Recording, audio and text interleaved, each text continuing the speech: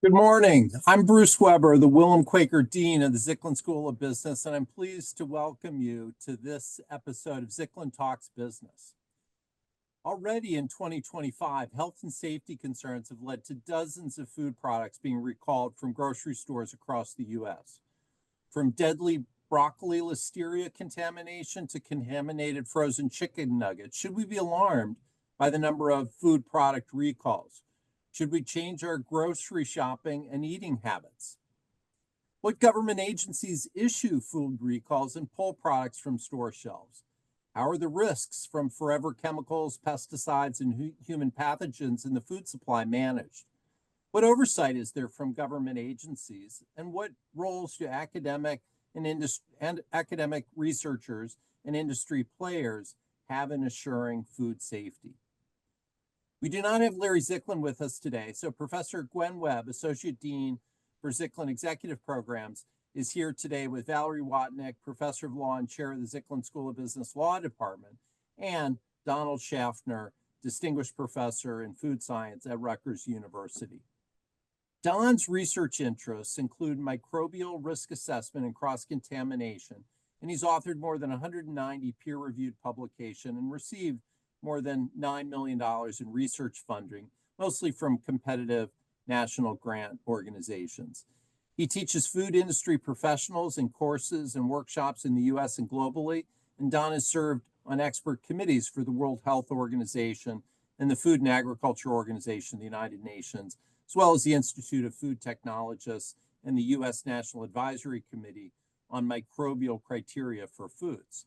He's also the co-host of a podcast on microbial food safety called Food Safety Talk at foodsafetytalk.com, and also has another short podcast on risk called Risky or Not, available at the riskyornot.com website. Don earned his PhD in food science from Cornell University and an MS and PhD in food science and technology from University of Georgia. Joining Don is my colleague, Professor Valerie Watnick, who chairs the Department of Law in the Zicklin School. Before joining Baruch, she practiced both at a top 10 law firm and with a criminal defense firm where she handled litigation and white-collar crime cases in both state and federal courts. She's arbitrated before the American Arbitration Association, and her research focuses on environmental law, the regulation of toxic substances, and food regulations. Valerie appears regularly in academic and law school conferences and is a graduate of Cornell Law School class of 1988, holds a BS in accounting from Bucknell University. There will be time later in the session today for questions from the audience, and you can submit them anytime via the Zoom chat message feature to Matt LaPere, Director of External Relations here at the Zicklin School, and he will pose those questions later in the hour to our speakers. And with that, I'll hand it over to you, Gwen. Thank you very much, and welcome, everyone. This is going to be a really, really compelling discussion, and I'm looking forward to it very much. But to start, Don and Valerie, could each of you tell us a little about your background and research interests in this area? Sure. Well, I mean, that was a very nice intro that I just received a minute ago. I wouldn't add too much to it, except to say that I am obviously very interested in keeping up with what's going on in terms of food safety and recalls, and talk about it regularly on my podcast, and really welcome the opportunity to do that same thing before this larger group. Thank you. Thank you so much, Bruce, and thank you, Don, for joining us today as our guest. We're so pleased to have you here. So I first became interested in pesticides and the risk that they might pose to children in 1996, and I wrote about pesticides in schools and how schools should not be spraying right before children came back from their lunchtime in the classroom. So I have a long interest in the pesticides and how they might impact human health. I've written quite a bit on pesticides in the food supply, and most recently I've looked at EPA's 20+ year track record at regulating pesticide residues on our foods, and in relation to the Food Quality Protection Act, which requires the EPA to take a closer look at pesticide residues and how they might impact children and other vulnerable persons. So I've looked at all the data on that for the last 20 years and found that the EPA is, I would say, not doing enough to protect children and not doing enough to protect vulnerable people from pesticide residues on food. But it's something that I find super interesting because pesticides are a unique substance that we directly introduce into our food supply, and they are designed to kill living organisms. So from that point of view, I find them super interesting and always have. All right, thank you. And this again is for both of you. Could you give us some background on the regulatory structures involved in this and some insight into who and which agencies are actually issuing these recalls? Sure. Well, there's basically two main agencies that regulate food safety in the United States. One is the Food and Drug Administration, and the other is the USDA, but it's a specific part of USDA called the Food Safety Inspection Service. USDA regulates meat and poultry, basically, and FDA regulates everything else. I will note that until recently, neither regulatory agency had the ability to issue recalls. Recalls are typically performed by the companies. Now, what may happen if a regulatory agency learns about a problem is they will request that the company issue a recall. And I would say 99.9% of the time, the company goes along with that and says, yes, we agree with you. We're going to issue a recall. Now, with the Food Safety Modernization Act, which was signed into law by President Obama in 2011, that has one of the things that law did was it gave FDA mandatory recall authority. So if a company decides they don't want to do a recall, FDA can say, well, no, in fact, you have to do a recall and go forward from there. I will say that while USDA FSIS does not have the ability to issue a recall, they do have the ability to seize and embargo product. And so they can effectively stop the distribution. And of course, they can also issue their own information saying that, the agency believes that such and such a product is injurious to health and people shouldn't consume it, which essentially becomes a de facto recall. And then just the last point I want to make on recalls is there's basically 3 types of recalls. So just because you hear about a recall doesn't mean it's necessarily a serious problem. And so the 3 different types of recalls are, sorry, I had this up just a second ago to make sure I get the words right. So there's class 1, class 2, and class 3 recalls. In a class 1 recall, there's a reasonable probability that the product will cause adverse health consequences or death. In a class 2 recall, there's either a remote possibility of severe consequences, or there might be a temporary health consequence, but likely not a severe one. And then a lot of recalls are also type 3 recalls or class 3 recalls. In this case, the product is not likely to cause adverse health consequences. It could be something is mislabeled, the weight on the package is wrong, or something like that. And then sort of a fourth category that we sometimes see is a market withdrawal. And here the company just removes the product from the market, but they don't issue a recall. Okay. Valerie, do you want to add anything to that? Yeah, so the regulatory structure with regard to toxic substances in food is a little different, especially with regard to pesticide residues. The EPA has to, well, if a company wants to use a pesticide on foods, it has to register the pesticide under a law called FIFRA, which is the federal pesticide law. And then the company has to obtain what's called a tolerance for the use of that pesticide on a particular food. And the tolerance is essentially the maximum amount of pesticide contaminant that can be on the food. So the registrant or the company has to apply for these two regulatory permissions in order to use a pesticide on food. And the Food Quality Protection Act is the act that says what the EPA is to look at when it considers whether to issue a tolerance. And obviously, the Food Quality Protection Act is focused on safety, and particularly it's focused on safety for children and other vulnerable populations. And And then also, as part of its regulatory oversight, the government also does periodic testing for pesticide residues in food.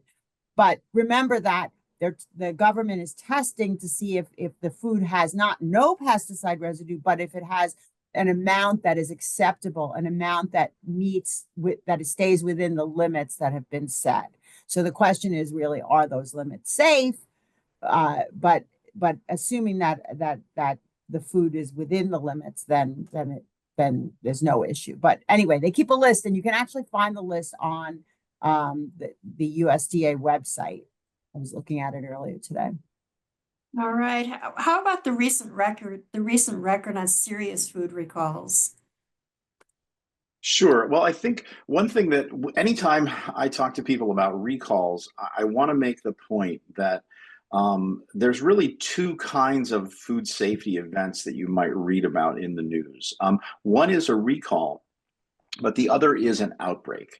And there's an interesting relationship between these two terms. So in an outbreak, we know that there are people that are sick. And in the case of microbiology, they're all sick from the exact same strain or very similar strains of a particular microorganism.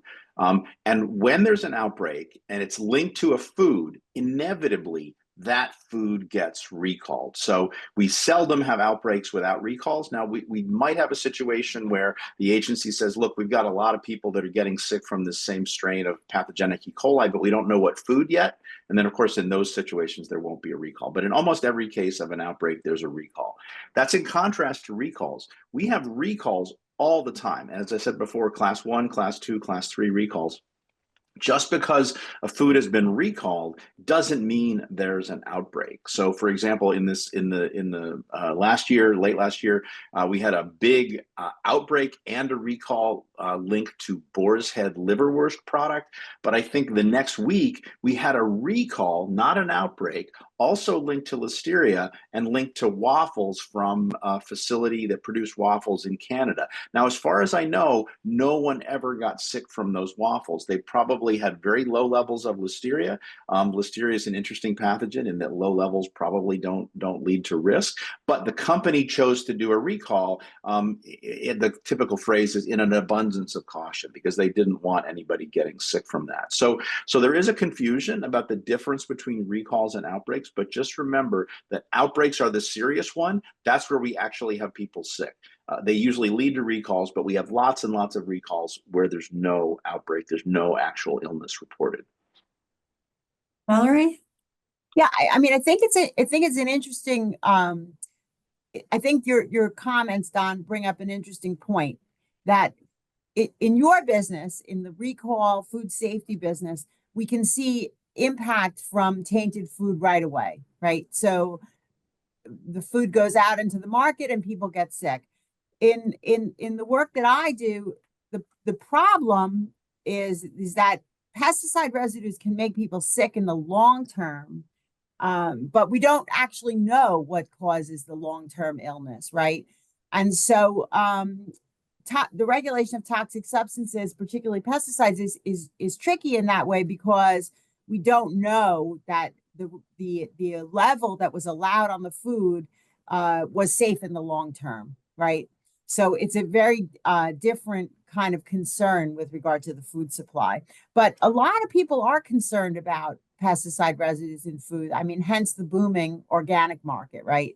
And organics are regulated under the Organic Food Production Act of 1990. And under that law, if you want to call your food organic and you want to put that little label on it that says USDA organic, you have to follow the rules that the USDA lays out under that act. All right, I'm going to direct this next question to Valerie directly. In addition to foodborne illnesses and related food recalls, are there other concerns with regard to the food system that have a relationship or an effect on food safety? So one most recent concern, I've read a couple of stories about this, about farmers who thought they were farming on pristine land, and it turns out that the land was tainted with PFASs. And so there's a recent concern about PFASs and the fact that they're what we call forever chemicals. They don't break down easily in the environment. And once they're introduced in the environment, they can be found in the soil, and then the plants can uptake those chemicals, or the animals can uptake can have the chemicals in their bodies because they've eaten the grass that grew on the land. And so then the meat that comes from those areas can be tainted. So there's a very recent concern about PFASs in food, and the fact that that might be a major risk to humans. In fact, one New York article on a lawyer who took on DuPont with regard to PFASs, in the article it says that if you are a living sentient being, you have PFASs in your system right now. So How dangerous are these things? Scientists think they might be quite dangerous. Perhaps Don has some information on that. I am not a toxicologist, and so Yeah. I won't pretend to be one even for this webinar. So sorry. I know people that can talk about PFAS risk. The next webinar, we'll do PFASs and the toxicology of them. All right, we'll hold you to that. Okay, here's a key question for the webinar, and I'm going to ask each of you to respond on this. Why have there been more recalls recently? Is it due to more and better testing, or are we just paying more attention to it? So what's really behind this? And Don, could you start off on this? Yeah, so I would actually reject the premise of the question. I don't necessarily think that there have been more recalls. Now, that doesn't mean that there haven't been more recalls in the news. We certainly had a lot of outbreaks in the fall, and we had a lot of recalls in the fall. But if you actually look at the year-over-year trend, there's not really any significant change. Now, where we did see a bit of a decline in the number of recalls was during the pandemic. And that was probably because people were really focused on the pandemic and less focused on other things. And so, but if you actually look at the year-over-year trends, there's really not much change in recalls. Now, if you rephrase the question, why have we maybe seen more outbreaks lately? I think that there definitely are some situations where improved technology is leading to a better ability to put outbreaks together. Now, I talked before about the two regulatory agencies that oversee the food supply, USDA and USDA FSIS. There's a third agency that really has a key role to play in all of this, and that's the Centers for Disease Control and Prevention, which we still abbreviate as CDC. And it's the CDC's job to, so let's say people are getting sick from something we don't know what. They're going to the doctor. The doctors are ordering a stool culture. We're getting the organism from the stool culture. We're sending that off for genetic sequencing, which we're mostly these days doing, or a lot of times we're doing whole genome sequencing. Those sequences get put into a database, and then somebody at CDC is looking at all of those cases coming from all of those states and beginning to say, hey, look, all of these people in these different states, they all got sick from the same microorganism. And then the epidemiologists go to work, the state epidemiologists, including, and also some from CDC, go to work talking to these people and say, hey, you got sick with this organism. What did you eat in the last weeks, days, months, again, depending on the organism and certain things, how far back you go. And then eventually we're able to put together, it's people eating lettuce that has E. coli, or it's people eating candy apples that have listeria, or it's people eating liverwurst that have listeria. And so because of the advances used to be, we've always, for a long time, we've had genetic fingerprinting technology, something called PFGE, pulsed field gel electrophoresis. That's a rather crude tool. This whole genome method is much more precise, and it allows us to better match these isolates and say, okay, these people really did get sick from the same source. And so because of advances in whole genome sequencing, that lets the regulatory agencies find smaller outbreaks or outbreaks previously that would have flown under the radar. And so I think we're probably finding more outbreaks, thanks in part to the advances in whole genome sequencing. But that doesn't necessarily mean the food supply is less safe. It just means that we're learning about problems that we didn't know about previously. Valerie? So, yeah, I mean, I just want to sort of ask Don a little more about something he said and just drive it home. I think one of the things you're saying, Don, is that we're really just getting better at linking outbreaks in different parts of the country to the same pathogen, right? And so, yeah, absolutely. And I would say from a technology perspective, the same thing applies to toxic chemicals, right? We are better able to find lower and lower levels of these toxic right. chemicals. Now, it doesn't mean necessarily that they pose a risk. It's only when they're over the tolerances that we get concerned. But because of advances in technology, we're learning way more about our food supply than we perhaps knew before. And I guess one thing worth noting with regard to technology and pesticides is that because we have the ability to detect pesticide residues at smaller and smaller quantities, it used to be thought that small quantities were not harmful, but there is a risk with regard to pesticides that act as endocrine disrupting chemicals. They act like endocrines, hormones, to influence the endocrine system. Those chemicals potentially have great effect at very low doses. So that's another factor with regard to how the EPA is regulating pesticides, that we've always thought that we could keep a pesticide level below a certain threshold and it would be safe for the consumer to eat the food.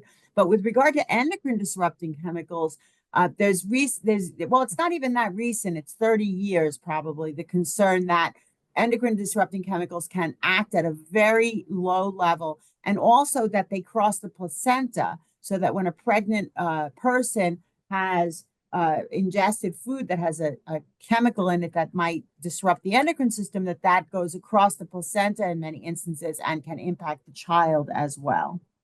So endocrine disrupting chemicals are super concerning with regard to pesticides, because many pesticides can mimic hormones. We want to shift a little bit here. To what extent are food producers and agribusiness to blame for many of these recalls or issues? Don, could you lead off, please?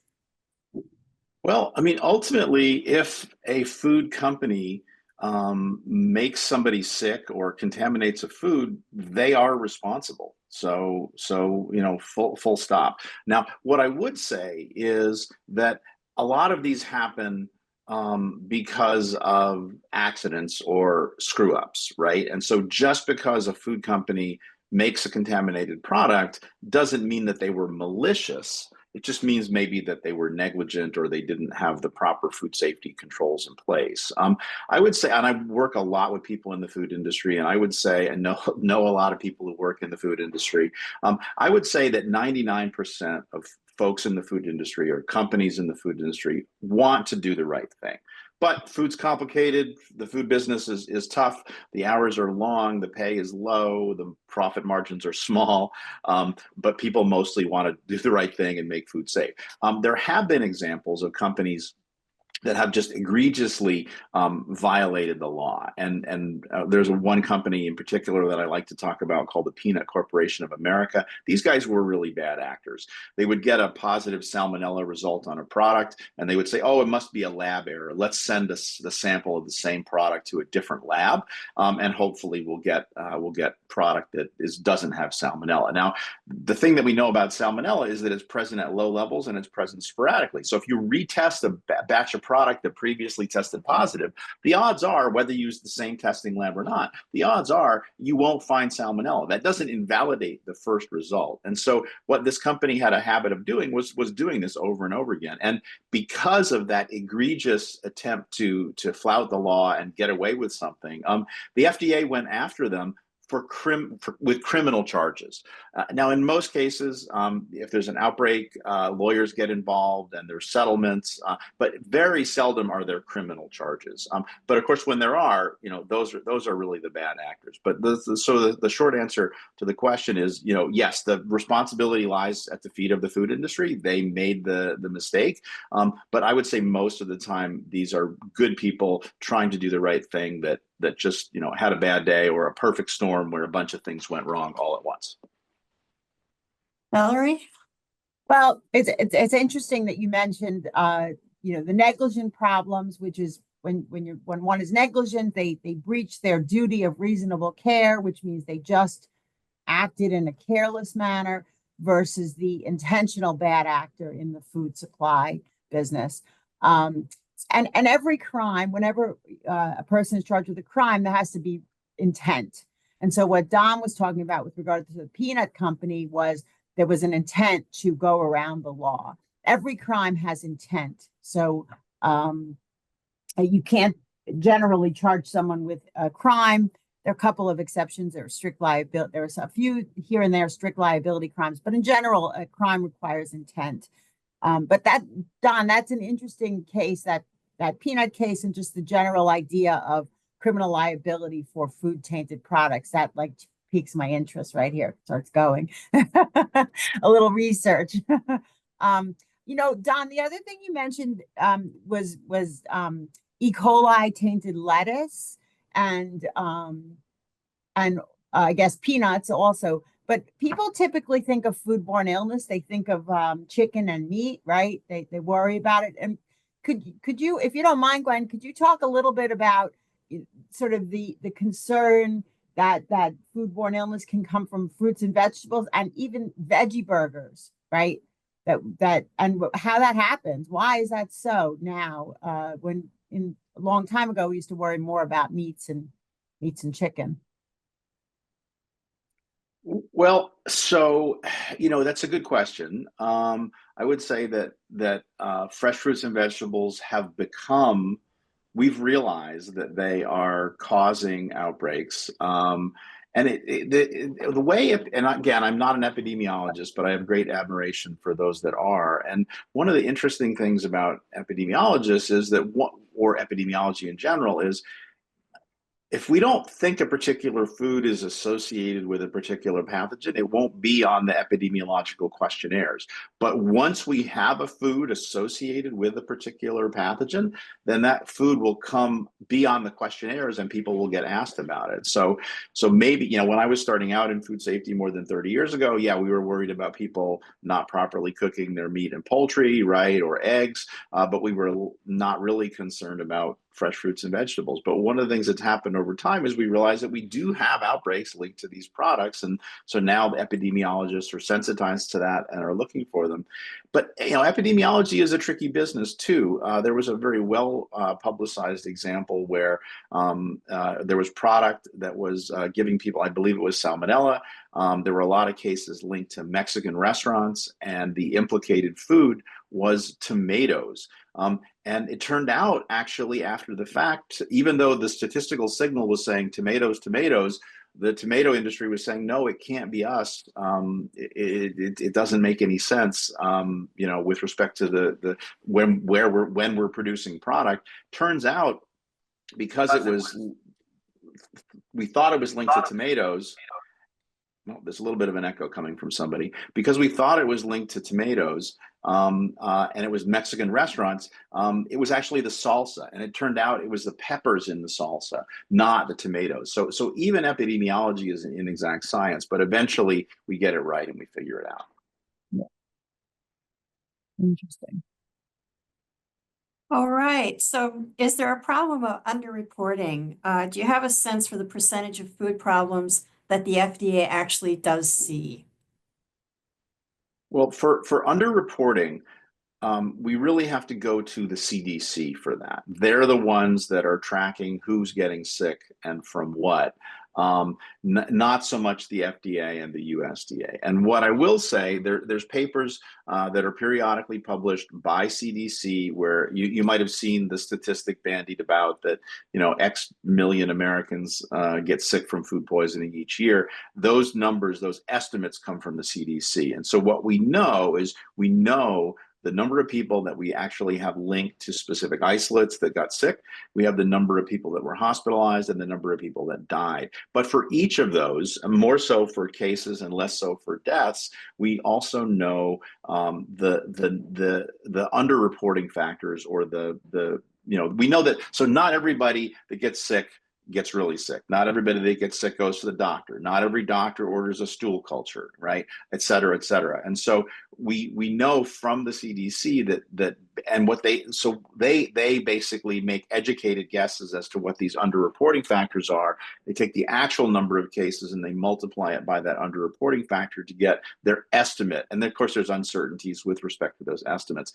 And the degree of underreporting is different for different microorganisms. So for something like botulism, where it's pretty obvious when you have botulism and you're probably going to die if you don't get treatment, that may be less underreported than, let's say, Salmonella or E. coli. Another classic example is norovirus. So norovirus is a viral disease. A lot of times it's spread by food, but not always.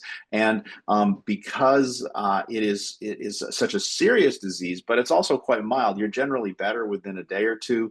If you order a stool culture, it's probably not going to find norovirus. You have to have a special kind of test that looks for viruses instead of bacteria.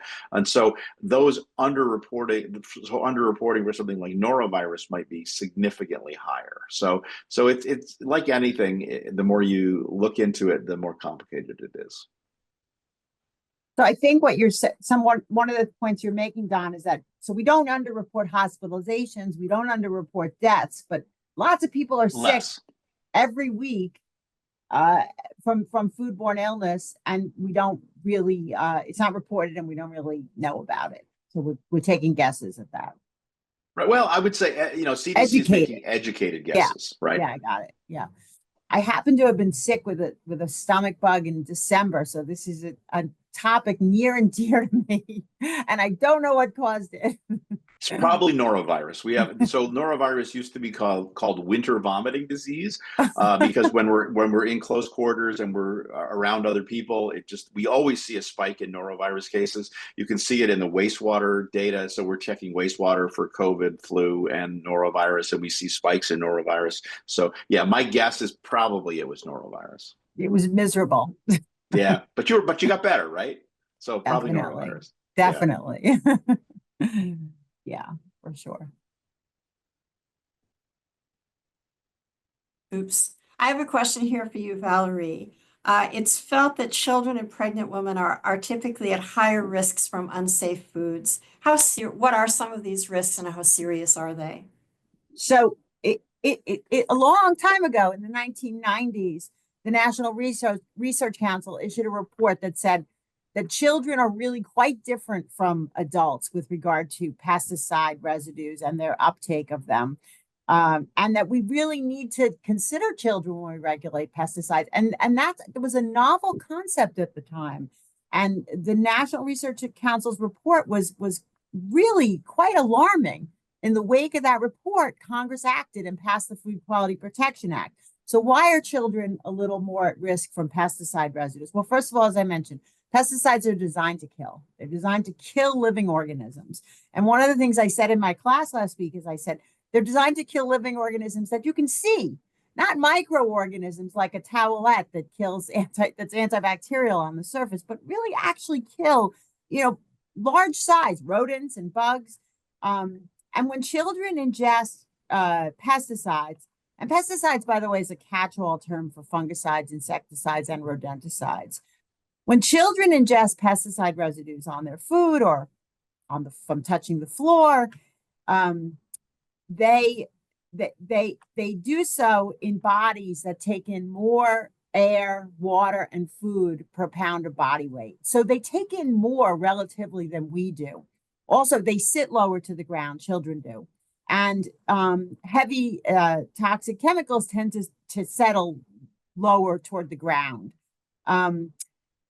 Also, children are developing; their cells are dividing. So, a pesticide that has the potential to impact the way the whole system works, like the endocrine system, could have a greater impact on an organism that's in a developing state. So, children are at greater risk from pesticide residues in general, and the Congress has recognized that with the Food Quality Protection Act. Unfortunately, my research shows that the EPA isn't really acting to enforce the Food Quality Protection Act to the full extent that it could be and should be to protect children. And in terms of pregnant women, well, they're carrying a child, right? So, and if we find that some of these pesticide residues pass through the placenta, then it puts the child at risk. And one last thing I'll just say about that is that endocrine disrupting chemicals in a developing embryo can be particularly impactful. And there's lots of research on that shows that they can increase the risk, let's say, of birth deformities, or increase the risk of hormonal changes in the embryo. So it can be very, very important to look at and be concerned about. Don, do you want to add to that? Yeah, I'll just say we know very clearly that there are groups that are at increased risk of foodborne disease. Those would include infants, pregnant women, the elderly, and immunocompromised individuals. These individuals are always going to be more susceptible, especially to specific microorganisms like Listeria monocytogenes.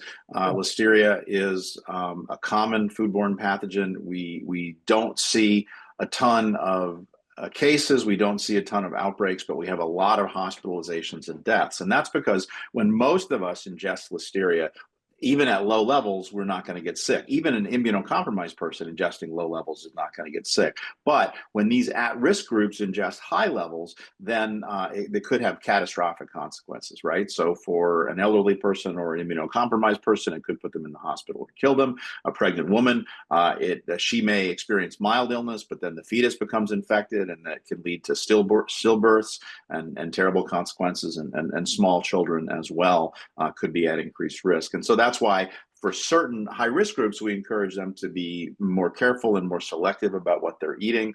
I was talking before about liverwurst and Listeria, but any deli meats are probably a food that you should avoid giving to very young children. If you're a pregnant woman, you should definitely avoid it. If you're elderly or immunocompromised, I would suggest avoiding deli meats unless you fully cook them. So, if you really have a hankering for bologna, maybe fry up a bologna sandwich or something, but find a way to cook the deli meats or just get them out of your diet. And those at-risk groups are at greater risk of other foodborne diseases as well, but it's especially serious with Listeria, so I like to call that one out. Right. Here's a little different question. Do the data on recalls accurately indicate how safe our food supply is? Don, could you start? Well, again, remember, with recalls, we have 3 different kinds of recalls, and we also have market withdrawals. And so I would say looking at recalls as a measure of the safety of the food supply is probably not valid. And in fact, you could even make the argument more recalls mean the food supply is more safe because we're finding more problems and we're recalling the product. I think really, if you want a measure of the microbiological safety of the food supply, you really have to look at outbreaks. But even that is complicated because remember, because of advances in whole genome sequencing, we're finding more and more outbreaks. And so that kind of leads us to the last metric, which is something, again, where the CDC is taking leadership on this. They have something called the Healthy People Goals, and they update these every 10 years. So right now we're working on Healthy People 2030 goals. And as part of that, they track a whole bunch of things, not just foodborne disease statistics, but they also track foodborne disease statistics. And what you can see in those statistics is that we've made good progress on reducing the per capita incidence of various foodborne diseases, but we've kind of stalled out and we're not making as much progress as we were. And so that is concerning for some people. But I would say it might be true that the food supply is not getting safer, but I don't see clear evidence with respect to microbiology that it's getting less safe. So more recalls don't necessarily mean that things are less safe. Valerie, your perspective? Well, I can't really speak to the recall issue. I think Don makes good sense when he says that more recalls might actually mean that the food supply is safer because we're doing a better job finding them. And also the fact that there are 3 levels of recalls, that's super important. That's not all are related to serious illness. Maybe they're precautionary, right? So that's a good thing. With regard to pesticides on foods, I think that the EPA, the trend in the tolerance decisions that I've read, and I've read pretty much all of them, shows that the EPA is moving in the opposite direction. That the trend is that we are becoming less protective of children. And that means less protective of all of us, really, with regard to allowing pesticide residues on our food. How has innovative technology been used to improve the oversight? And I know you touched on this a little before, but maybe you could elaborate. Don, could you start? Yeah, I'll say certainly the advances in whole genome sequencing have let us be able to do a much better job of matching people that are sick with the same organism, and there's power in numbers there, right? The more people you can find, the more people you can talk to, the greater the odds are that you're going to pull out an epidemiological signal out from that noise. There have been some other technologies too that get some attention. People thought for a long time that blockchain was really going to revolutionize traceback investigations and recalls. We haven't really seen that borne out, I think in part because the systems that we use for tracking movement of foods through the food supply, in many cases, they're not fully integrated or automated. And so blockchain remains a hope in the future, but not something that we can do now. Food technologists are developing new processing technologies all the time. One that we've seen a great deal of innovation in, and let's talk specifically about deli meats. So we had a policy change by USDA FSIS that basically said, okay, food companies, if you're going to do certain things, we're going to relax our scrutiny of you because we know that you're doing things that are making food safer. And so one of the things that we saw with deli meats is that the thing with deli meats is you take the meat, you put it into a smokehouse, you cook it, but then you have to slice it up and package it. So you take this essentially safe food product and you bring it back into the food processing environment and cut it up and slice it and repackage it. Now, if there's listeria in the environment, it can get back into the product. And so what the agency said was, okay, if you apply a post-package pasteurization process, that we're going to have less scrutiny on that product because we know that it's going to be safer. And so companies used either heat to thermally process the outside of the package, or they use high pressure processing. They also said, look, if you add an ingredient that's a listeria inhibitor that will slow down the growth of listeria, we also know that, again, we need high levels of listeria to cause illness. So if we only have low levels and we control those low levels and we keep them low with a preservative, that will have some benefit. And so the agency incentivized companies to add those preservatives to help keep listeria levels low. And that's been, I think, a real benefit to the processed meat industry. Again, obviously didn't happen with boar's head and liverwurst, but by and large was a positive change spurred by regulation in the industry. So the food engineers and food technologists are coming up with these alternative processing technologies all the time. And eventually, as we study them and begin to learn how to control them and apply them in a real world setting, we get some innovation there as well. So the food industry is always innovating, especially, and the food industry is always innovating, and sometimes that innovation comes in the area of food safety. Valerie? I guess innovation could be used with regard to the pesticide use to figure out ways to use the least amount of pesticides on farmed foods. I mean, that would be certainly a good thing. Glyphosate, which is the most widely used pesticide in the country, some people might know it as Roundup, is used, very, very widely. And it's also, the uses of it have expanded. So now glyphosate is used to dry crops post-harvest. It's used as a desiccant. So, and glyphosate is associated with non-Hodgkin's lymphoma. Lots of lawsuits about that. Maybe you've seen the advertisements on TV for Roundup lawsuits. So, I would hope that technology could be used so that we could reduce our overall use of pesticides in the agribusiness. That would be a great thing. I have a question now that from a different perspective, and this is for each of you. Do you foresee stronger or weaker regulatory supervision relating to our food supply and its safety going forward? Don, could you comment first? Wow, this is an interesting one. I guess it depends whether RFK Jr. gets confirmed as head of HHS. It depends on what happens with respect to filling a food safety vacancy at USDA FSIS. there's a lot of people out there in the food safety world that are worried about what's going to happen to the safety of the food supply, depending upon what happens in Washington in the next weeks and months. Yeah. And I haven't even heard about the EPA is mostly in charge of regulating pesticide residues on foods, and I haven't even heard of an EPA nominee yet.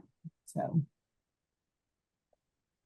And I will say, with the last Trump administration, we saw a huge number of folks leave EPA, and so that's a shame, right? I mean, these bureaucrats. I mean, bureaucrats seems like a bad word, but these bureaucrats really keep the government functioning, and they keep our food supply safe. And it's a shame if they're being driven out of their jobs.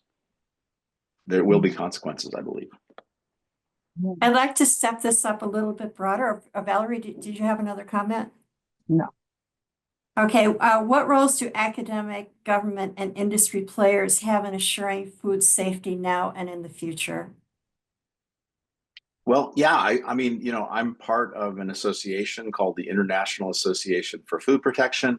I'm a little bit biased because I've been involved with them for a long time. I'm the past president, but our leadership model is industry, government, and academia. So the board always has representation from those three constituencies, but overwhelmingly the members of the organization are industry, but it really takes people that work in all three areas to make our food supply safe. And because of that, I've got friends and colleagues in academia, friends and colleagues in government, both the regulatory and non-regulatory parts of government, and then friends and colleagues all over the food industry. And we all want safe food, and we all do our best to work together to achieve that.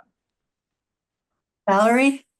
I think that academics have a great role to play especially with regard to pesticide regulation. I've been writing about this for a long time, and one of the arguments that I make repeatedly is that talking about it and bringing the issues to light are super important. And consumers can make a difference. Consumers can make decisions about what they're going to buy, and we see that even in the booming organic food market. I mean, there's a huge organic food market. Why? Because there's consumer demand for it. People want to buy food that, even if it's not pesticide free, at least it has, because there's no guarantee that a food that's produced organically has no pesticide residues, but that there's a great likelihood that that food will have less pesticide residue than a food that's conventionally grown. All right, I see that Matt LaPierre is ready to pass along questions from the audience. So Matt, please take it over. Great, thank you. And thanks for a great webinar so far. There's actually been a lot of questions about organic food. Try to summarize them. I think that the general thrust is, buy something organic, can you trust that it's really quote unquote organic? Can you trust that it's really better for you? And do you have advice in general about which products you might consider buying organic versus those where there might not be such a Good question. Valerie, Don, whoever take it first. You want to take that one first, Valerie? Yeah, sure. So the Organic Foods Production Act is an act passed by Congress.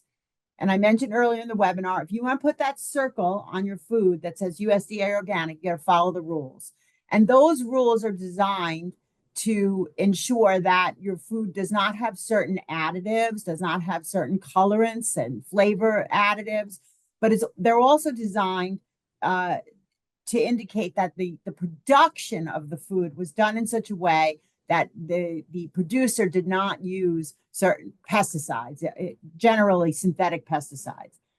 That doesn't mean that the farm next to where your product was produced was not using pesticides, and that some of those pesticides didn't blow over onto your lettuce.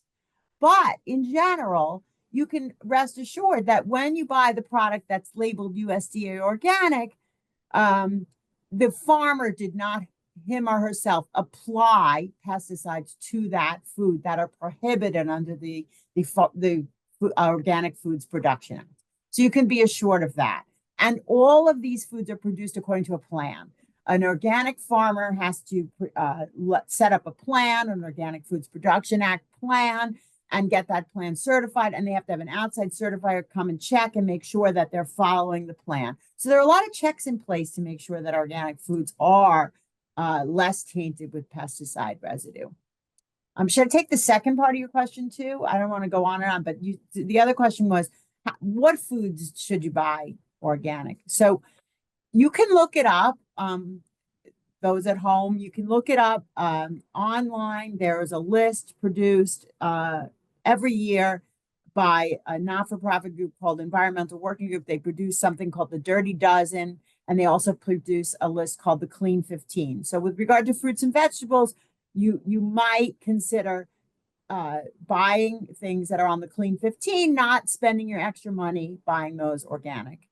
And then with regard to foods that are on the Dirty Dozen, either don't buy that food if it's too expensive, or buy that food in an organic form. And that would certainly work to reduce the intake of pesticides that you take in.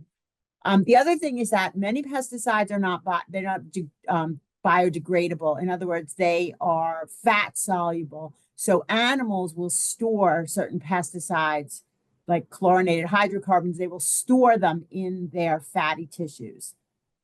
So fatty substances can contain high levels of pesticide residues, like butter, like heavy cream, and like animal fats. So you might consider buying animal products that are organic. The other thing you can do, and this is something that I think I've written quite a lot about, is eat less animal products, because they tend to be a little more tainted with pesticide residues, just because we are at the top of the food chain.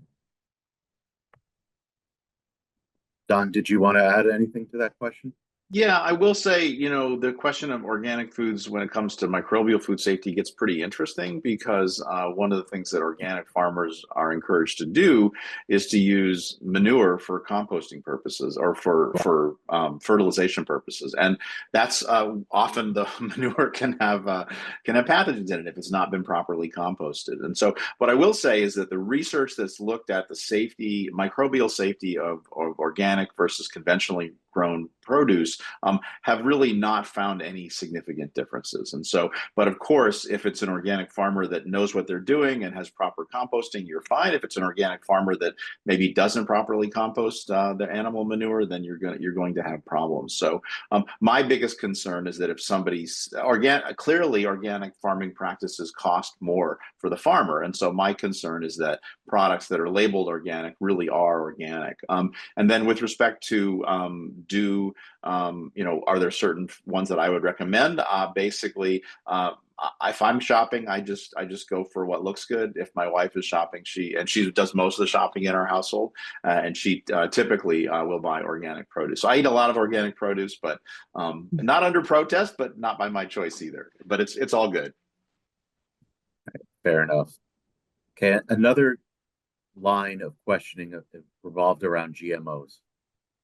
Can GMOs be good for food safety, or do the potential risks outweigh any benefits, both in terms of using less pesticides, or maybe having bacteria-resistant crops?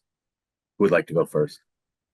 Yeah, I'll take a quick crack at that. I am not an expert on GMOs or genetic engineering. Certainly, I'm sure Valerie will have something to say about Roundup Ready products, but certainly if it is something that helps people use less pesticides, that seems to be a good thing. I guess what I would say in this case is I tend to trust the science, and I tend to trust the regulatory agencies to make sure that they're doing the right thing, but it's not really my area, so I will resist weighing in with any more than that. Well, I think Don also, and correct me if you know something that says that I'm wrong, but I don't think we really know if GMOs are dangerous to humans. I mean, we don't have evidence that they. Here's the problem. You can never prove something is safe, right? You can only prove that it's risky. So you might say, well, we've done 99 tests and GMOs have not shown any risk. It's like, well, what if I do the 100th test and I find that they're risky? So that's the real dilemma here. You can never prove that something is safe. You can only keep testing it and see if you haven't proven it to be risky yet. Right. But I haven't read any studies that show that there's a greater risk to those who eat more GMO modified crops. I just haven't read anything about that. I will say, just taking off on that comment, I think it's important to note the Food Quality Protection Act says that foods have to be safe for infants and children. But rather than looking for safety in regulating, the EPA says, well, we have no evidence that it's harmful. So one of the things that I've said in my recent writing is, well, that's not the standard. The standard is supposed to proactively say it's safe. But as Don points out, it's very hard to show that something caused harm, right? Especially in the realm in which I work, but also even in the realm that you work, Don. Sometimes you just don't know. So anyway, safety is an interesting concept. But you were asking about you mentioned Roundup. So Roundup is the glyphosate chemicals, and they're used widely in our food supply, in our agribusiness. And Don alluded to the fact that the reason why Roundup use has exploded most likely is because the seeds have been genetically modified, the seeds that farmers use, to be what they call Roundup ready. So because the seeds are Roundup ready, the farmers use these seeds. And so the spread of GMO use has just, multiplied so greatly. Even farmers that try to avoid GMO seeds, that the seeds float over onto their land, and the farmers wind up inadvertently using those seeds. So the use is widespread, especially I think for soy and corn. But again, and I'm not an expert, but I thought that one of the advantages was because the seeds are Roundup resistant, that means the farmers can apply Roundup earlier and less of it to control weeds, instead of waiting until the soybeans are naturally resistant to Roundup and then going in. And so again, I don't follow it, but that's what I thought that was people aren't making things resistant to pesticides just so they can use more pesticides. That doesn't make any sense, right? Pesticides are expensive for the farmer, the seeds are expensive, right? And so I thought that the reason for Roundup Ready was that it would let farmers use less pesticides, but use them earlier to control weeds. I don't have statistics on specifically on that, but I can tell you that the use of Roundup has exploded. I had some statistic in a paper, it was like, I can't remember exactly, but the use for the last 10 years is way more than it was prior to that time. And the growth is sort of exponential. So I surmise that because we have the Roundup Ready seeds, we now use more Roundup. Also, a lot of interest in the new administration, specifically RFK. Ask you for a moment to assume that RFK is confirmed. What's one really positive outcome that might come from under his leadership, and what are you most afraid of that could potentially go wrong under his leadership? Wow.